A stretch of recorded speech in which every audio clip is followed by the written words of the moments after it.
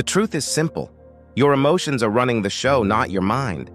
You don't need more thoughts. You need more control. This audiobook is not about thinking harder. It's about thinking less and controlling more. Because the person who controls their focus controls their feelings. And the person who controls their feelings controls their entire life. You think too much. You hesitate. You analyze. You wait for the perfect moment that never comes. And every second you wait, you lose ground. You don't need more thoughts. You need more command. That's the shift. That's the key. Most people live their entire lives reacting to their thoughts instead of directing them. They believe their mind is in control, but it's not. Your mind is a tool, not a master. A servant, not a king. When you start commanding your mind instead of negotiating with it, everything changes. You have a choice. You can think or you can command. One keeps you stuck. The other sets you free. Let's make this simple. When a soldier hears move, he doesn't question it. He doesn't stop to ask, do I feel like moving? He moves. Why? Because command overrides emotion. Because action overrides thought. That's what you've forgotten. How to command yourself. You've been trained to feel first, then act. But that's backwards. Control begins when you reverse that order. You don't wait to feel ready. You decide to act, and readiness follows. You don't think about focus. You command focus. You don't hope for discipline. You build discipline through command. That's the key. Every time you issue a direct order to yourself and obey it, you build authority in your own mind. You train your brain to listen. Let me show you how it works. It starts with something small, something so simple it feels almost childish. You use command. Phrases: short, direct, dominant. Stand up. Move now. Focus here. Stop scrolling. Speak clearly. Calm down. Each command is a micro-rep of control. Each time you issue a clear order and follow through, you weaken the grip of overthinking. Because overthinking is nothing more than a lack of command. It's mental noise without authority. You have thoughts bouncing around your head, but no leader giving direction. So the noise wins.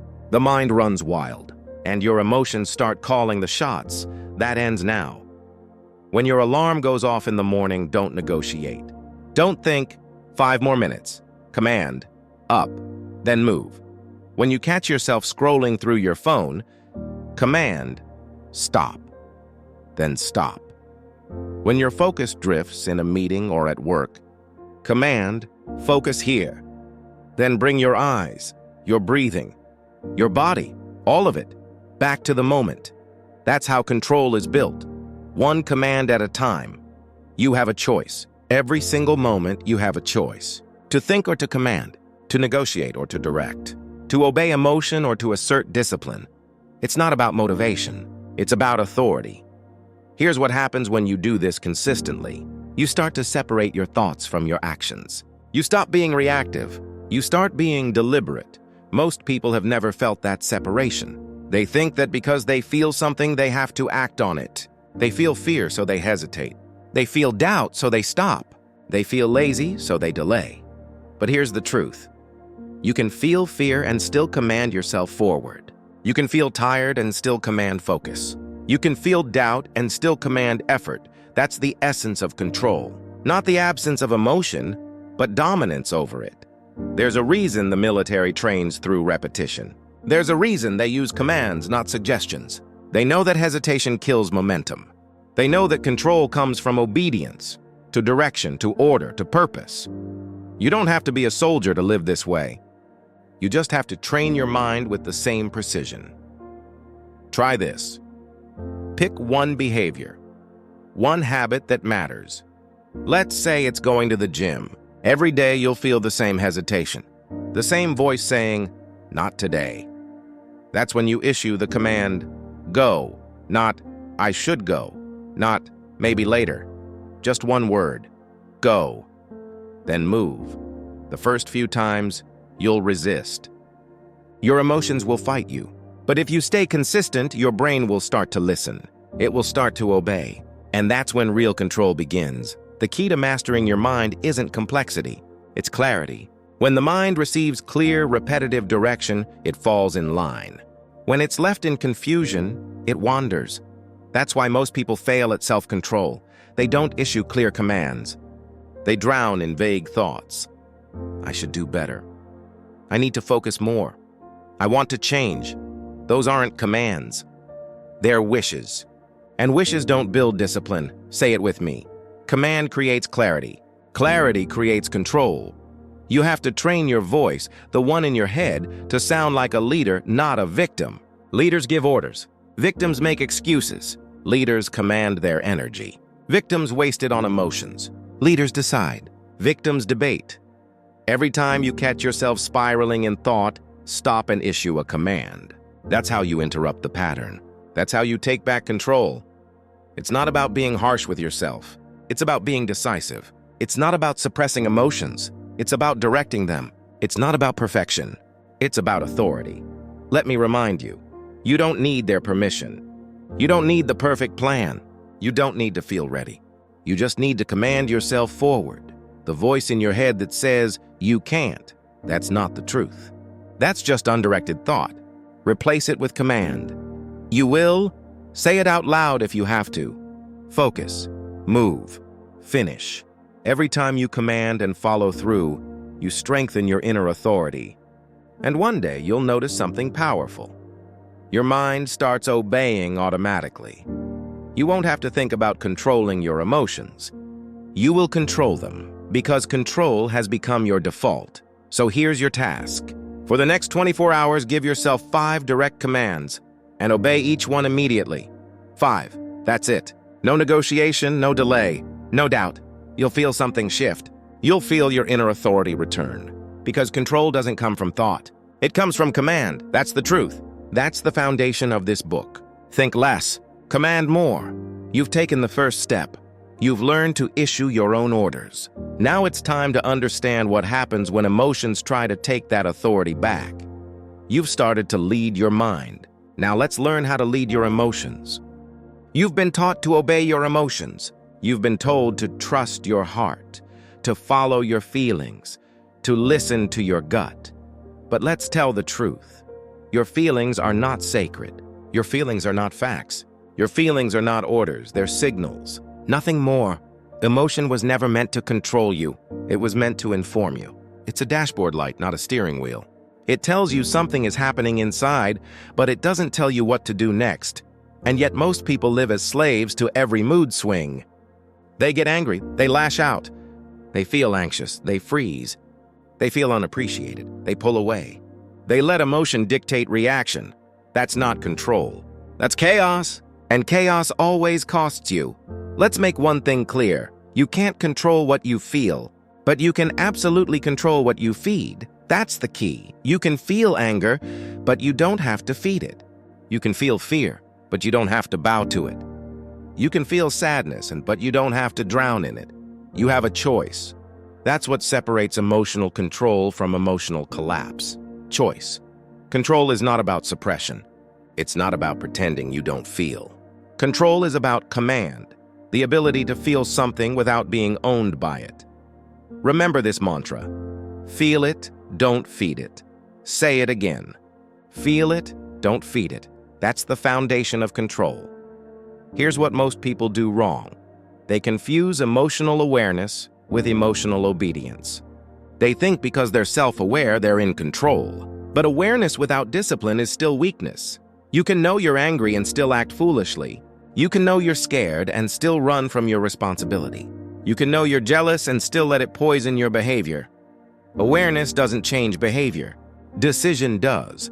That's why you must master a simple but powerful process, one that rewires how you deal with your feelings. It's called pause, label, decide. Step 1. Pause. Before you react, stop. Take one breath. Create a gap between what you feel and what you do.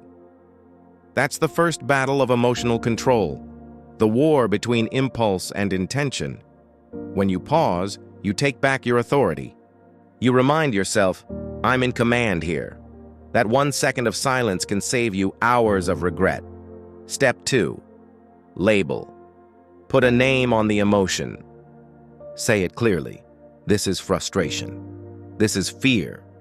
This is insecurity. Why does this work? Because the moment you label it, you separate you from it. You are not the emotion. You are the observer of it. You're identifying the signal instead of becoming the signal. That's the key. Once you can label it, it loses power over you. Step 3. Decide. Now that you've paused and labeled, decide what happens next. Ask yourself, what's the right move here? What serves my discipline, not my emotion? Because it's not about comfort. It's about control. It's not about validation. It's about direction. That's where transformation happens, in that decision. Let's make this real. Imagine you're driving. Someone cuts you off. Your instinct is to explode. You can feel the surge, anger rising fast. You can almost feel the words ready to come out. Pause. Label it. This is anger. Then decide, does this deserve my peace? It doesn't. So you let it go. Now multiply that moment by 100. In traffic, at work, in your relationships, in every place where emotion wants to hijack your control. The rule stays the same. Pause, label, decide, feel it. Don't feed it. Here's the truth about emotion. It's primitive. It's survival-based. It's not built for long-term control. It's built for short-term reaction. That's why you can't let emotion drive your decisions. Emotion reacts to the moment. Discipline reacts to the mission. Your emotions only see what's in front of you. Your discipline sees what's beyond it.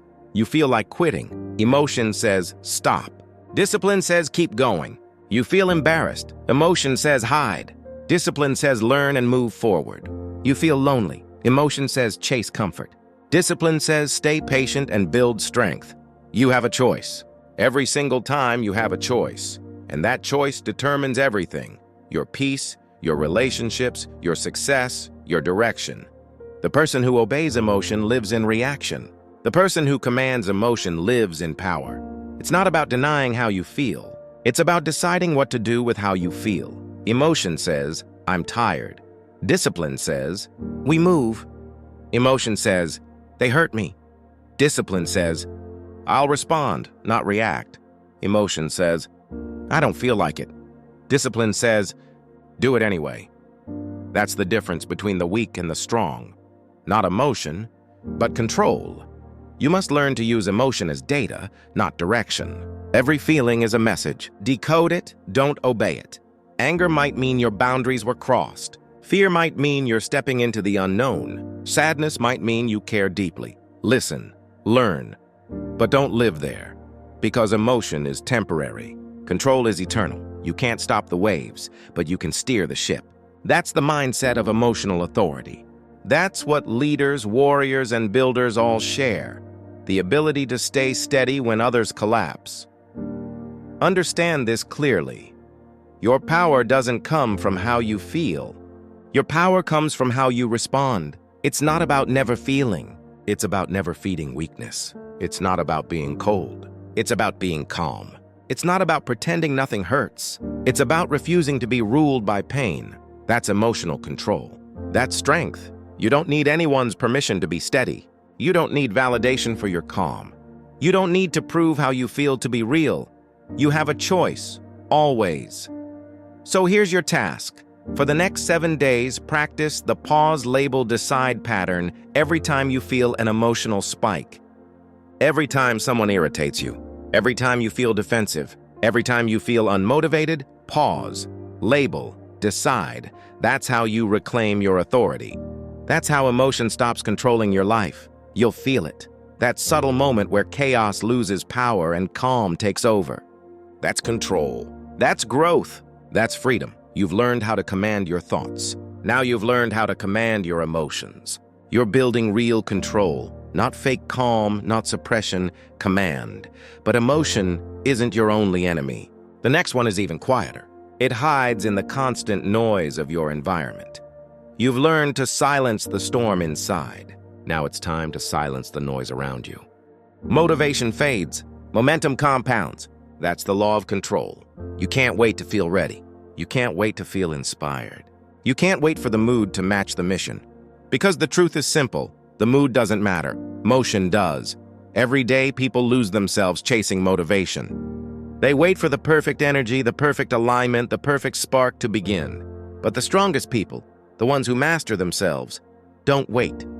They move, even when it's cold, even when it's dark, even when their mind screams no. You have to understand this truth deeply. Motivation is emotional. Momentum is mechanical.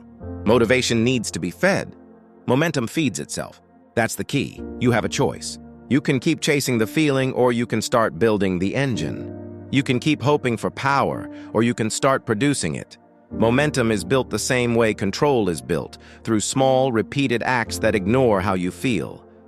When you act even in resistance, you prove something to your own mind. I am in charge. Every time you move without waiting for permission, you strengthen the internal authority that says, I command myself. Think about the athlete who trains before sunrise. Not because they want to, but because it's what must be done. The motivation is long gone. The repetition has taken over. The discipline has replaced the emotion. That's the point. That's why motivation is fragile. It's emotional energy. It comes and goes like weather. You can't build a life on that. But momentum. Momentum is structure. It's habit. It's repetition. Once it's rolling, it carries you even when you feel nothing. And the best part? Momentum doesn't need to feel good. It just needs to keep going. You build momentum the same way you build strength. 1 rep at a time. You start small. You stay consistent.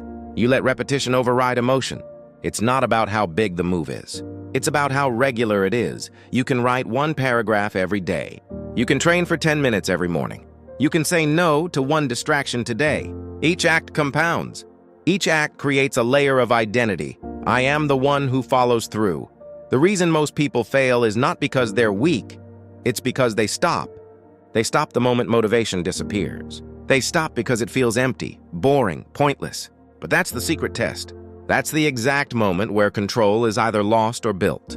When nothing feels exciting, that's where the real work begins. You don't need to feel like doing it. You just need to do it. That's the discipline of control. It's not about being hyped up. It's about being locked in.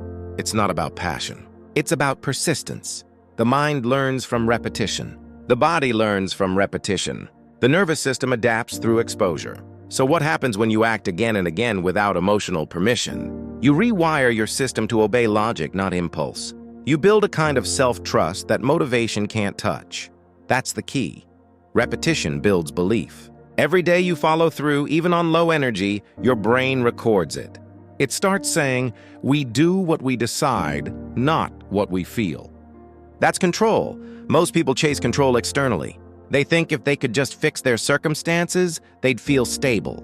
But the truth is, control begins internally, in how you command your own behavior. Action is the anchor. When life gets chaotic, emotion takes over. But action, deliberate, consistent action, stabilizes everything. That's why you can't negotiate with laziness. You can't debate your way out of inaction. You move first, think later. The military understands this better than anyone. They don't wait for their soldiers to feel ready. They train them to move instantly, on command. Why? Because hesitation is death. Because thinking too long destroys momentum. Because emotion, unchecked, leads to paralysis. That's the same principle you must apply to your life. You don't need motivation to act. You need structure. You need rhythm. You need repetition. So how do you build it? 3 steps. 1. Decide 1 non-negotiable action for the day. Small, simple, repeatable. 2. Execute it at the same time, regardless of mood. 3. Track it, not for perfection, but for consistency. If you miss, restart immediately. Don't wait for a Monday. Don't wait for motivation to come back. It won't. You must create it through motion. Here's what most people never understand. You can't think your way into consistency. You have to act your way there. Action precedes clarity. Action creates energy. Action destroys doubt. Every time you act, you shrink fear. You shrink laziness. You shrink hesitation.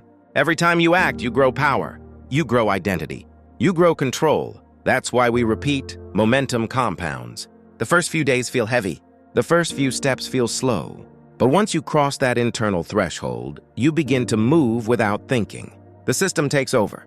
And when the system takes over, control becomes effortless. So when you wake up tomorrow and your mind says, I don't feel like it, you answer back. It's not about feeling, it's about discipline. When your body says just rest a little longer, you say, you don't need their permission. When your day feels chaotic and your energy is gone, remind yourself, momentum doesn't ask. Momentum moves, because the more you move, the less control emotion has over you. And the less emotion controls you, the more freedom you gain. That's the paradox of power. Discipline creates freedom. Structure creates peace. When you act on schedule, not on emotion, you stop being reactive and start being sovereign. This is how you master control, not through bursts of motivation, but through the quiet mechanical repetition of your chosen habits. You have to fall in love with the rhythm, the grind, the unglamorous process that nobody claps for, because that's where identity is built. That's where mastery lives. It's not about inspiration. It's about execution. It's not about motivation. It's about momentum. And momentum, once built, becomes unstoppable. You've learned to move without mood. You've learned to command your own actions. That's power. That's self-control in motion, but movement means nothing without purpose. You've built consistency. Now it's time to build focus. Because focus determines direction, and direction defines power. Now let's take it deeper. You've built movement. Next, we'll build precision. Comfort kills your edge. Comfort weakens your authority. Comfort breeds hesitation. That's the truth most people refuse to face. They want growth without struggle. They want progress without pain. They want strength without pressure. But that's not how power works. That's not how control is built. Control is forged in friction. Power is shaped in discomfort. Every time you choose the easier path, you trade authority for pleasure. Every time you avoid the challenge, you confirm your weakness. You hand your control to comfort. You have a choice, always, to move toward the strain or to shrink toward ease, to do what builds you or to do what soothes you. That's the line between average and exceptional, between chaos and control. Let's be clear. Comfort is the most seductive enemy of mental strength. It feels harmless. It feels deserved. You tell yourself you've earned it. You tell yourself you need rest, that you'll start tomorrow, that you deserve a break. But what starts as recovery quickly becomes escape. Comfort doesn't stay neutral, it grows. It grows into hesitation. It grows into procrastination. It grows into a cage. Comfort is the cage. Control is freedom. Repeat that. Remember that. Live by that. Because every time you give in to comfort, you lose your sharpness. The edge dulls. The urgency fades. The hunger dies. Comfort whispers lies. You're fine as you are. You've done enough. But that's the voice of decline. That's the voice of erosion. And the longer you listen, the harder it becomes to hear the voice of discipline. So here's the principle that separates the strong from the soft. The discomfort rule. If it's uncomfortable but aligned with your growth, it's your next step. That's it. Simple, ruthless, true. If it challenges you but expands you, do it. If it scares you but strengthens you, do it. If it drains you but disciplines you, do it. Discomfort is not danger. Discomfort is data. It tells you where the resistance lives, and resistance is the birthplace of control. Most people run from resistance. The disciplined run toward it. That's the key. That's the difference.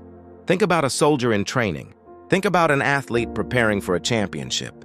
Think about a speaker stepping onto stage for the first time. None of them feel ready. None of them feel comfortable, but they move anyway. They've learned that readiness is a myth. Discomfort is the reality. You will never feel ready to face fear. You will never feel ready to face pain. Readiness is built through doing. Control is built through tension. You cannot become mentally strong while avoiding strain. You can't claim discipline while chasing ease. It's not about avoiding difficulty. It's about commanding yourself inside it. When your mind says, "Stop, this hurts," you don't stop. You breathe, assess, and keep going. When your emotions say, "This is too much," you don't shrink. You remind yourself, "This is where I grow." That's the rule. That's how control becomes natural. You stop seeing discomfort as pain. You start seeing it as proof. Here's the truth. The things you avoid hold the power you need. That conversation you keep putting off, that's your next level. That workout you're skipping, that's your next test. That decision you've been delaying, that's your next threshold. The things that make you hesitate are the same things that make you stronger. Because control isn't about how comfortable you are. Control is about how you act when comfort disappears. You don't build command in calm conditions. You build it when you're tired, when you're tested, when you want to quit. That's the gym where the mind becomes unbreakable. You have a choice: escape the pressure or expand through it. Every time you expand, your confidence compounds. Every time you stay, your authority solidifies. That's the key. Discomfort is not punishment. It's a signal. It's saying, this is where you gain control. Let's make it practical. Here's how you apply the discomfort rule every day. Step 1. Notice the urge to escape. That moment when your brain looks for the easy way out. Stop and label it. This is the comfort signal. Step 2. Evaluate quickly. Is this discomfort aligned with my growth? Will it make me sharper, tougher, stronger? Step 3. If the answer is yes, you move. No delay, no debate, no drama. You act. Action kills hesitation. That's the key. Every second you think, the emotion multiplies. Every second you stall, comfort wins another inch. You don't negotiate with fear. You don't argue with laziness. You move. You take command. You reclaim your power in real time. That's how mental authority is built. One uncomfortable decision at a time. Let's be honest. Discomfort never feels good. It's not supposed to. It's supposed to feel wrong. It's supposed to stretch you. That's what growth feels like. Pressure, tension, uncertainty. And yet the irony is this: the people who live inside discomfort for long enough become the most peaceful. Why? Because they've trained their mind to stay steady under strain. They don't panic when things get hard. They don't flinch when emotions spike. They've learned to breathe inside fire. That's control. Not the absence of chaos, but the ability to stay composed while it burns. You have to train for that. Every day, you have to seek it. Because if you don't seek discomfort, comfort will seek you. And when it finds you, it will control you. Here's the creed to remember. Comfort is the cage. Control is freedom. Say it again. Comfort is the cage. Control is freedom. Every time you resist comfort, you build power. Every time you choose the harder path, you sharpen your edge. Every time you follow through despite fear, you strengthen your authority. That's how you evolve. That's how you reclaim command over your life. You stop asking, is this easy? And start asking, is this necessary? You stop saying, I wish this were simpler, and start saying, I'm strong enough to handle it. That's the shift. That's the transformation. You don't need comfort. You need clarity. You don't need motivation. You need momentum. You don't need safety. You need strength. You've learned to move toward discomfort. You've learned to make struggle your teacher instead of your enemy. That's how leaders are made. That's how warriors are built. But now that you've learned to face discomfort, there's something even more dangerous to master: ego. Because once you gain power, the ego tries to take it back. You've built control through pain. Now, it's time to protect it through humility.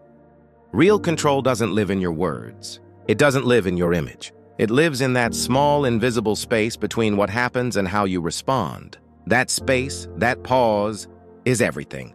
That's where you win or lose control. That's where emotional discipline is born or destroyed. That's where strength is either practiced or forgotten.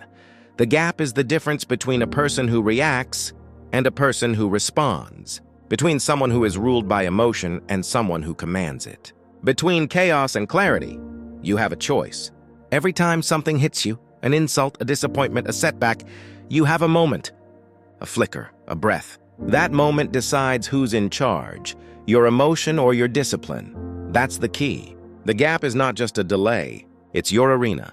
It's the place where control becomes real. Most people never find the gap. They live in reaction mode. Something happens, they explode.